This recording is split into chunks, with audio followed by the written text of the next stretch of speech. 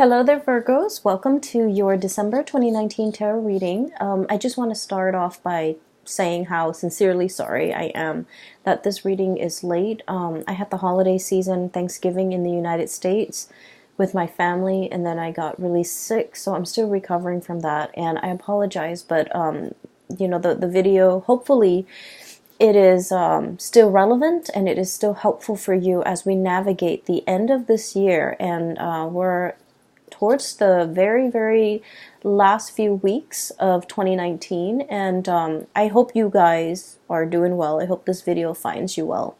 So, without further ado, I feel that the energy for this reading is really about, changes coming in at the very last minute. Okay, so I do sense some really major changes coming into the picture for you. And I feel like the message I'm getting is sooner than expected, but then at the same time, it's like very last minute, very unexpected. So that's what I'm getting, and it's kind of a contradiction. So let me just explain. I'm feeling almost like there's something that you have been thinking about, trying to manifest for a very long time. And I feel like for many of you, might be 2 years, the past 2 years, you're just like, I'm waiting around for it. And you're not one to, sit around idle and wait for the tides of change to come swooping in. You guys are very, productive.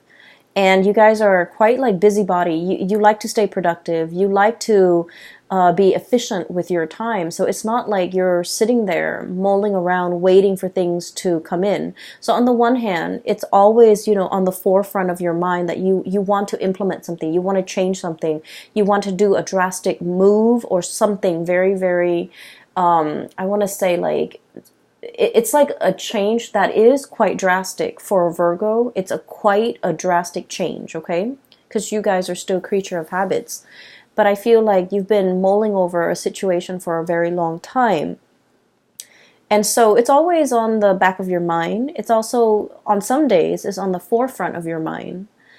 And so I feel like you've been waiting for the opportunity or the chance encounter or something to manifest itself. And so I feel like even though you've been waiting for it for a long time, the way that it comes in, it's like when you've given up hope or when you just like kind of clear it or maybe even move it from the forefront of your mind into the back of your mind and focus on other things and, finding enjoyment and still moving on with your life. That's when this major drastic change is going to come in.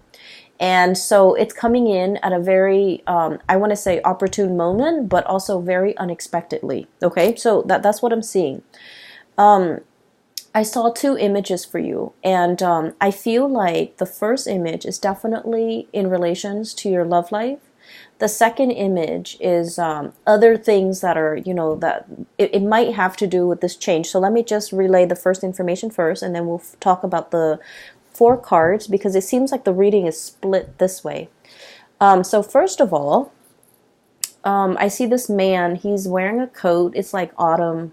He's at a park. It looks like Central Park. It looks outdoorsy. Lots of people around, but not so much that it's crowded. There are a few pigeons on the ground.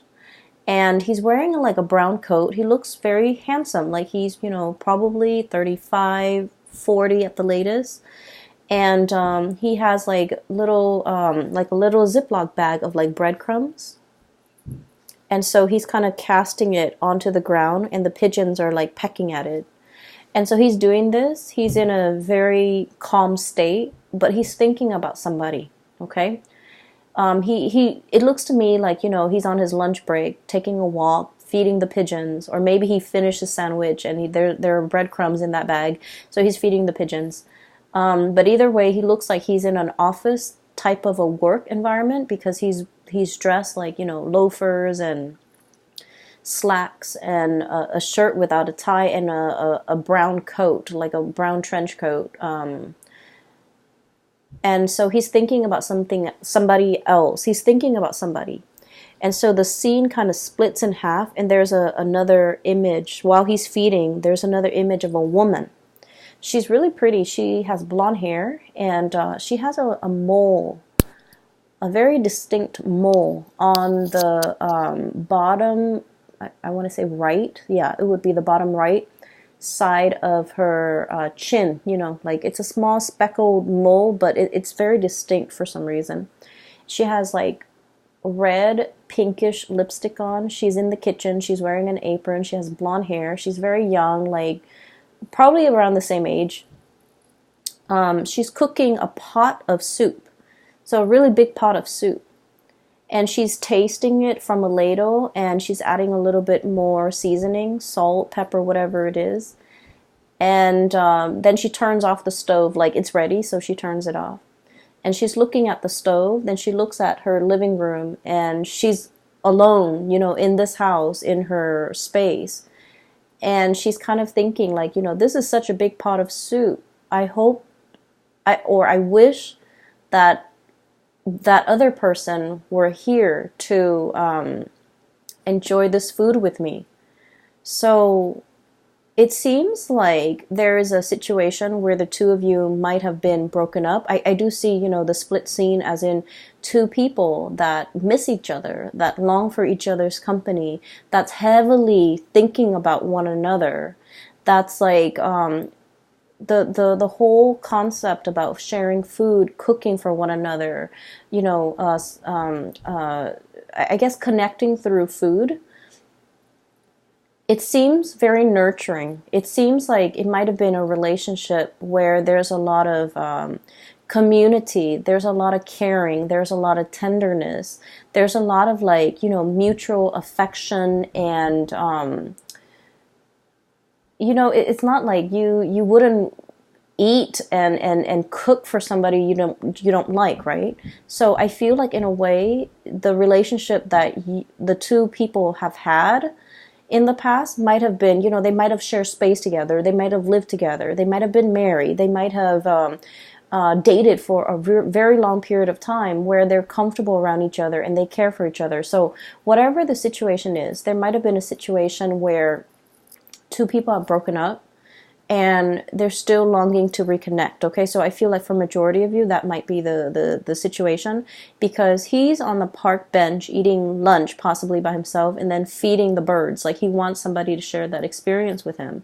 And then she's cooking this big pot of soup and she's alone in the house, and she's thinking like, I wish that person were here to share this soup with me. So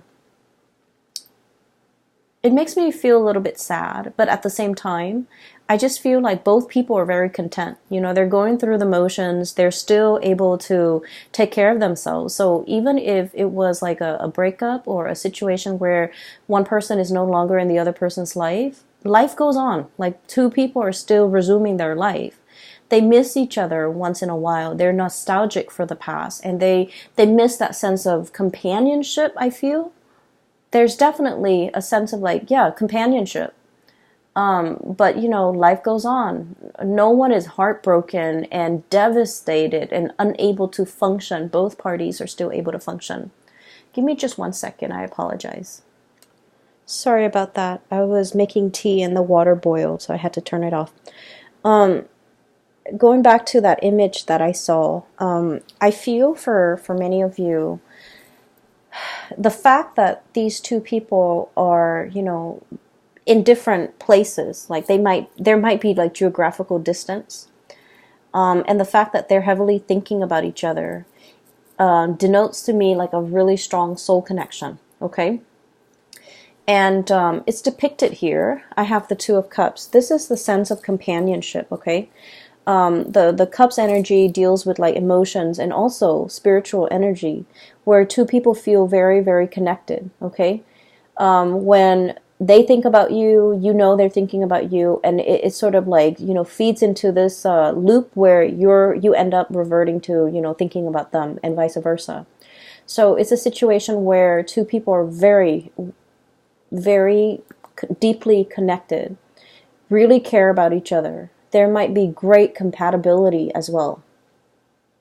really great compatibility between two people. So for you, especially if you're in a long distance relationship, I feel like there is a immense sense of longing, wanting to be together, wanting to connect, wanting to, share the experience with another person. And then I also feel for others.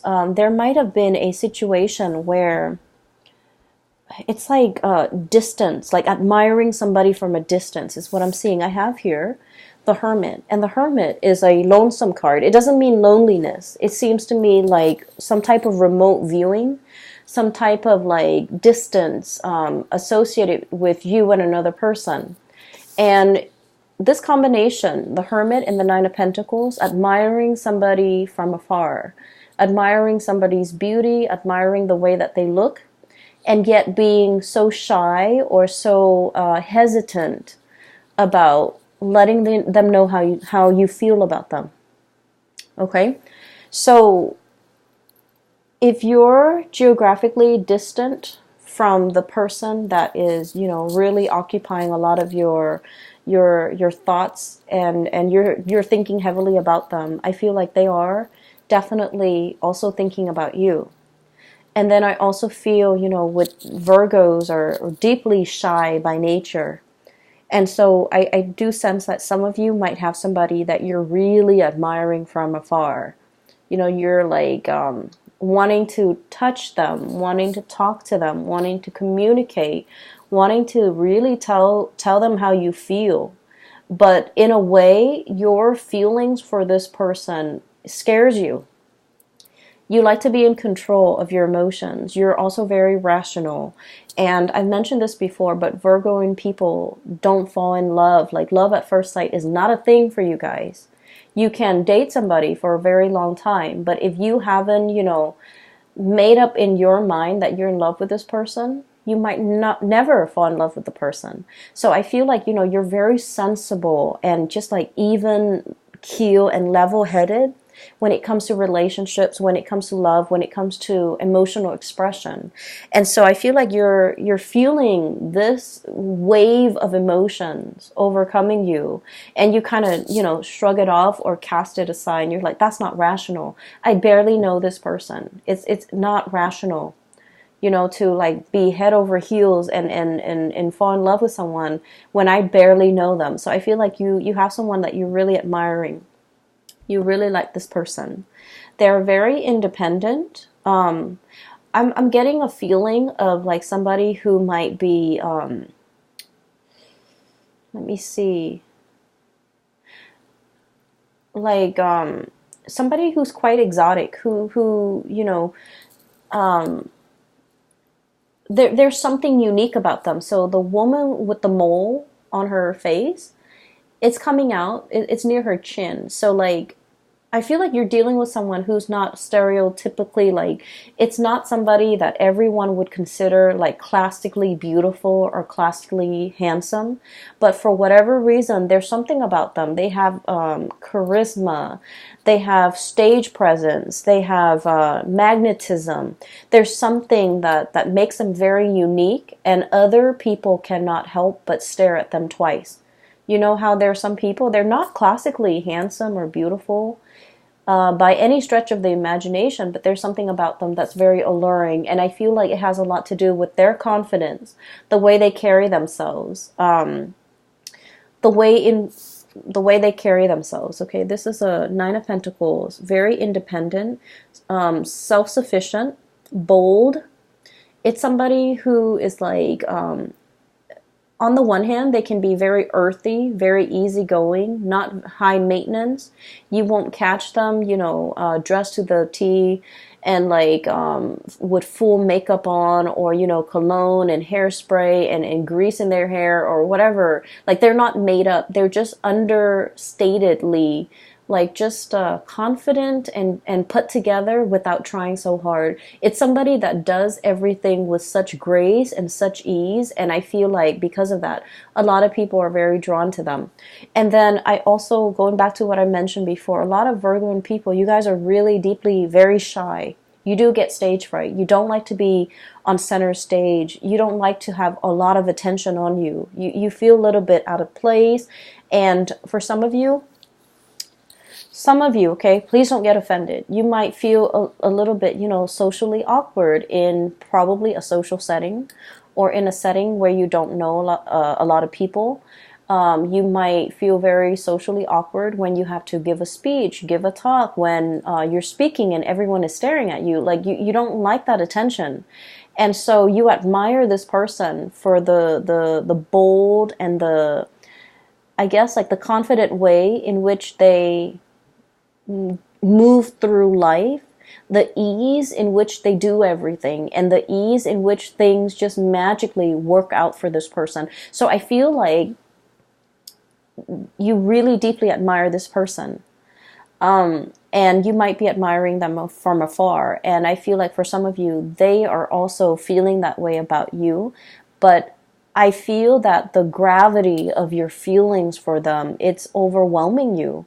Like you're kind of dumbfounded about, like, I don't believe in love at first sight. Why do I feel so strongly about this person when I barely know them? There's a little bit of intrigue and mystery here. And it's like you might not know a lot about them. They might not know a lot about you. You might see each other casually in passing, and you might feel like, wow, that would be a really good person for me to date or for me to have as a girlfriend or a boyfriend. And I do sense like they have no idea how you feel. And so, trying to make conversation, making small talk.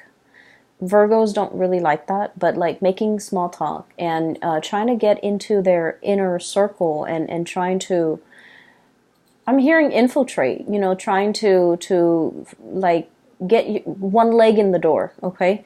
I feel like that might be a really good first step because they might not have an idea as to how strongly you feel about them. And you're kind of scared of the impact that they're having on you, all right? So let me just, that's for like singles. I feel like there's someone who's really capturing your imagination, and I'm just feeling like you're tongue-tied and nervous, and you get flustered, and you might flush and turn red when they're around or when you think about them, because I feel like your desire for them and your feelings for them can be a little bit overwhelming. Okay, so that's for singles. I'm feeling as if for those who are in a relationship, okay, if you're together with somebody, you and your partner have like you're kind of like at a major crossroads, not because of the relationship, but you're planning to make some major moves, okay? Make some major moves. And I feel like for some of you, we have here the Two of Pentacles. And the Two of Pentacles is about juggling jobs, juggling responsibilities, trying to figure out, do I stay here where it's stable or do I go somewhere else? And I feel like this decision, you're trying to think of it. It's like it doesn't exist in a vacuum. You're not making this decision alone. There's inputs from your partner. There's considerations from your partner that's like coming into the picture. And so like you're trying to make all the pieces fit, okay? And that's going to become a little bit more apparent when I talk about the next image that I see. Make all the picture like the pieces fit together so that you can, implement some type of a plan. So there's a lot of mulling over. There's a lot of communication. And then I also feel as well there's a sense of like temptation, okay? You might be in one relationship and you're captivated by another person, okay? I'm seeing a lot of like earth and water. So like another earth sign, Virgo, Taurus, Capricorn, and water sign, Pisces, Cancer, Scorpio. So you might be in a relationship with one of those signs, and then you're like fascinated or interested in another person, okay? And so you're trying to, figure out what course of action to take, what you should do.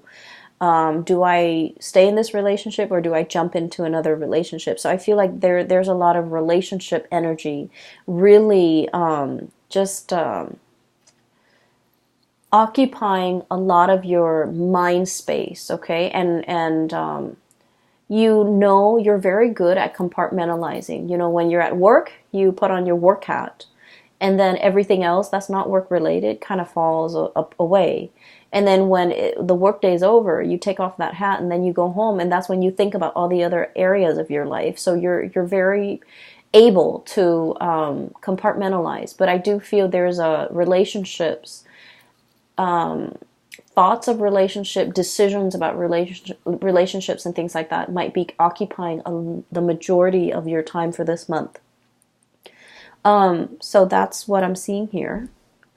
The second image that I saw is I see this jigsaw puzzle. It's a scene of like a tsunami, like an ocean, you know, waves coming in.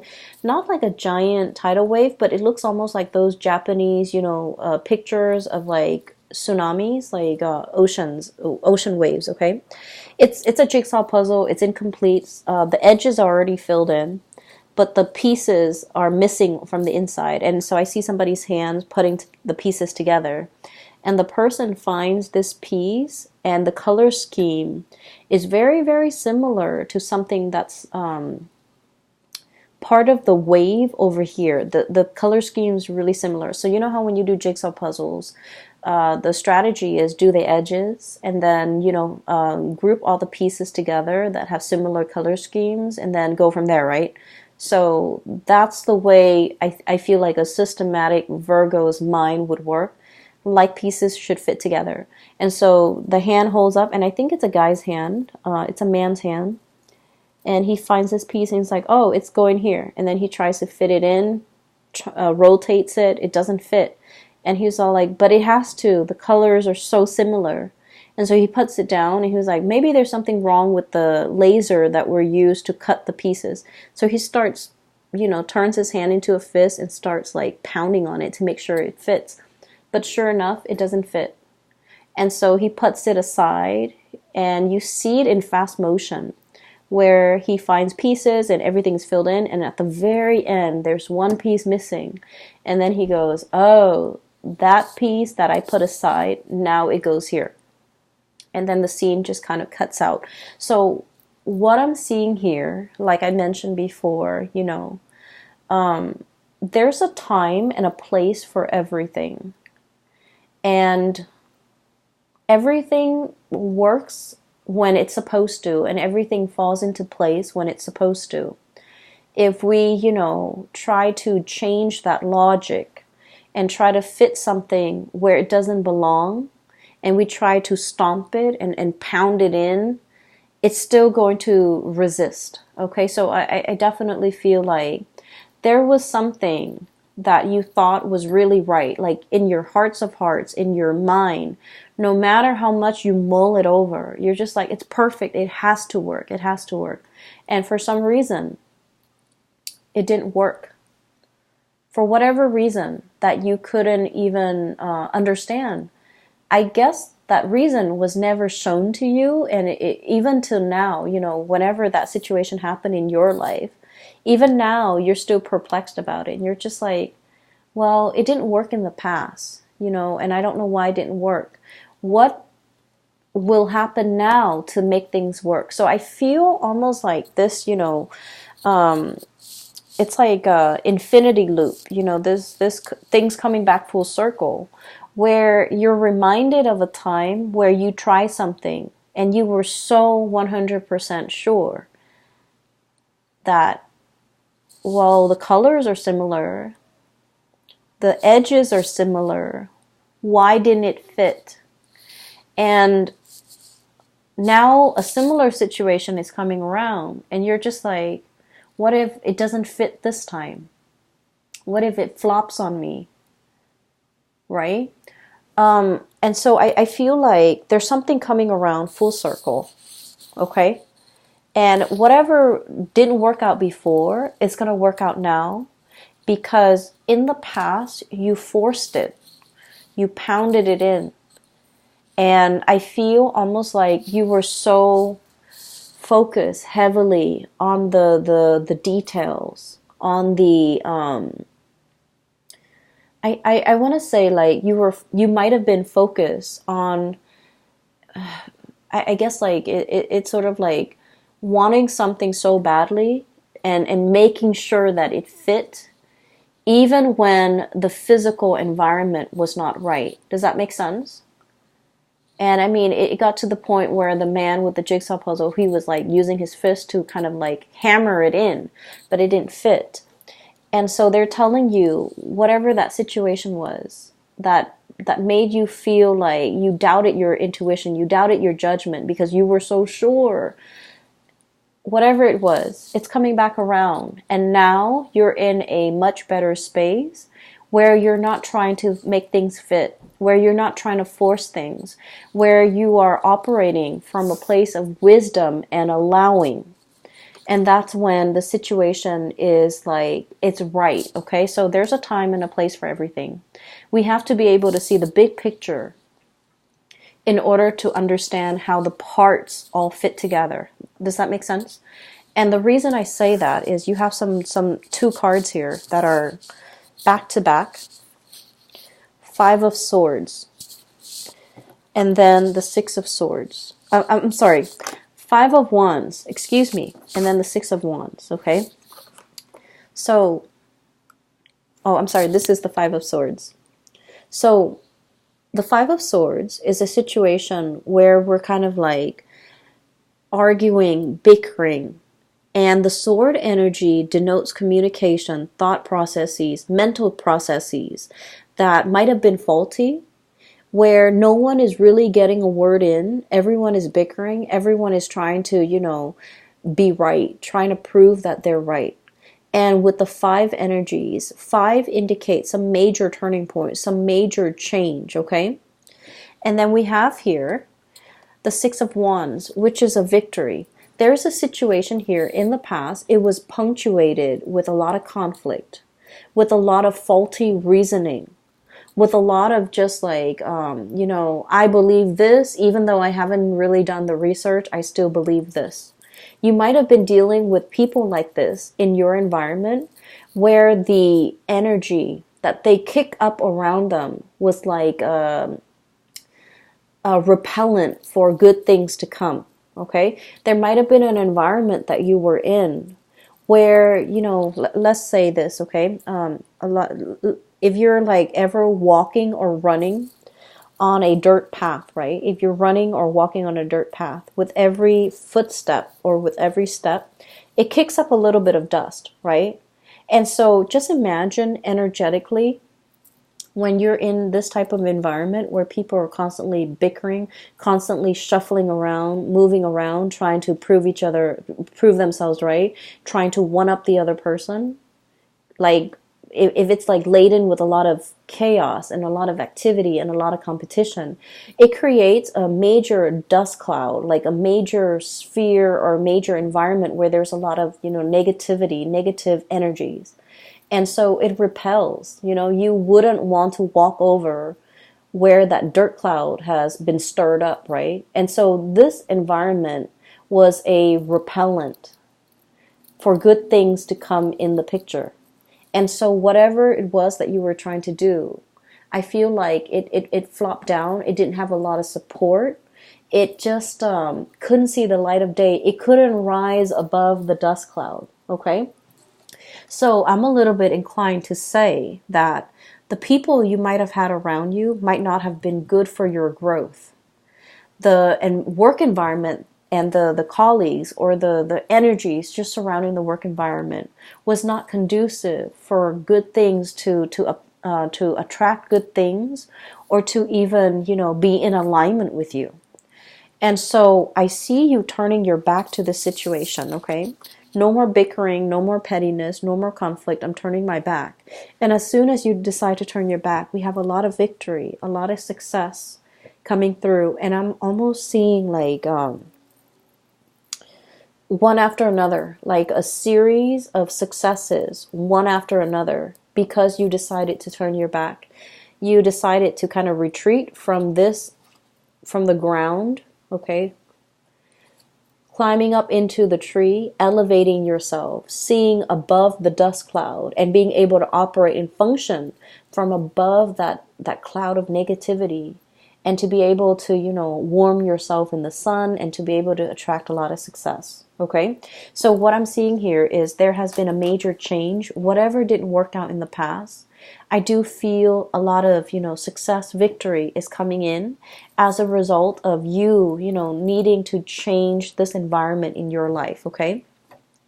There's some major news associated with it as well. We have here the Page of Swords, and the page energies are snippets and messages coming through. And I do feel like resolution, okay, like wanting to make a decision, but not having all the information, waiting on communication from another source so that you can decide which option to go with. Okay, so I do feel for many of you, there's some major swift communication coming through this month in order to splice through that dust cloud and to be able to let things settle, and for you to decide on major changes in your life. Okay. And what I'm seeing as well for many of you, this is like leaving troublesome friendships, colleagues, petty people, I would say, argumentative, petty people, people who are just like, what's funny is I don't see gossip and slander and things like that. I don't see that in here. I just feel with this Five of Swords, it's like people who constantly want to be right, who have their daily agenda is just wanting to prove themselves right, wanting to show other people how smart they are, and things like that. Okay, so I feel like you're turning your back away from this. And you might at this point in your life, no longer feeding into this, no longer interested, like you're just disinterested in what's over here because you're seeing the bigger picture. You're looking at things from a higher vantage point, and you're leaving these mortals to squabbles amongst themselves because you're just disinterested. You're disengaging, and you're distancing yourself. And with the Hermit, it basically spells out to me like a sense of enlightenment, okay? Not being bogged down with the material things that at the end of the day don't really matter, but operating from a higher vantage point, okay? And what I'm also getting, the last three cards in this deck, we have the Tower, sweeping waves of change, okay? So that jigsaw puzzle where I saw the tsunami, the theme is very similar to this card here, okay? What I'm feeling here is, I pulled out this card earlier to clarify what the Tower represents. And this card to me is about manifestation, is about, it's almost like, thinking whether or not we have the capabilities and the skills and the know-how and the ability to do something. I feel like whatever that situation was in the past that you failed at, or you felt like, I was so sure, why didn't it work out? It made you doubt yourself. I feel like it humbled you, but in a way, it made you feel like you doubted yourself. It made you feel like you couldn't manifest. It made you doubt your capabilities. And so what's coming through in the process here is you have a lot of skills and a lot of talent. And I feel like this environment here did not give you an opportunity to shine. It did not honor your growth potential. It was not conducive for growth. It was not conducive for you to utilize your full talent, to display all your skills, all your assets, it just like, it stifles your growth almost, okay? And so there is a huge sweeping change coming into the picture. So this is a mermaid here, Five of Cups, okay? Wondering about something that, like a missed opportunity, okay? Longing for something that's no longer in the picture. But I see this as like a scorched earth, okay? This is a mermaid.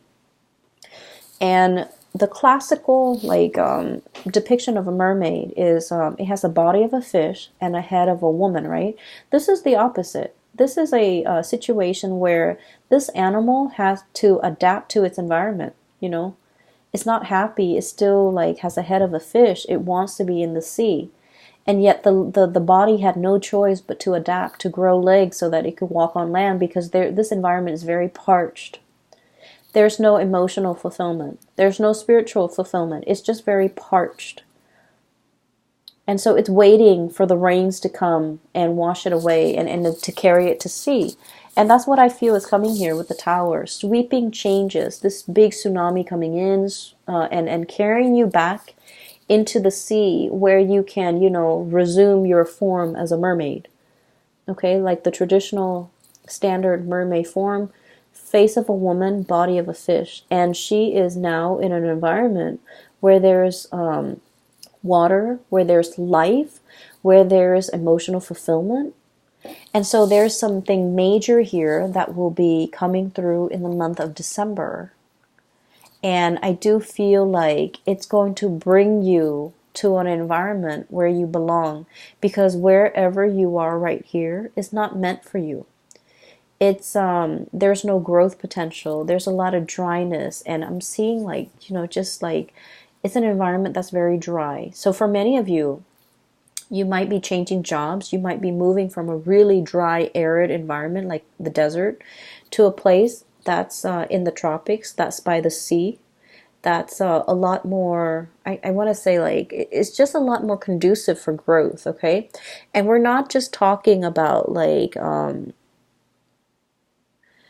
a place that's green and lush and things like that. We're talking about emotional, spiritual growth. We're talking as well career growth. We're talking as well, being in a new environment where you're able to develop to your full potential, where people appreciate all that you have to offer and they don't take you for granted, pretty much, okay? So that's what I'm seeing here. Once again, it's like the change is long coming, but it's going to swoop in very, very quick. And that's a contradiction. But for whatever reason, I just feel like you've been waiting for it for quite some time, but it's going to come in very unexpectedly. You're kind of bookended by two major arcana cards here. We have the Hermit, taking time to yourself, being deep in contemplation and really figuring out, what's the next step in your life. And then once you have that figured out, once you've reached that space of wisdom, that's when the Tower will bring about these changes that you've been wanting for a very long time. All right?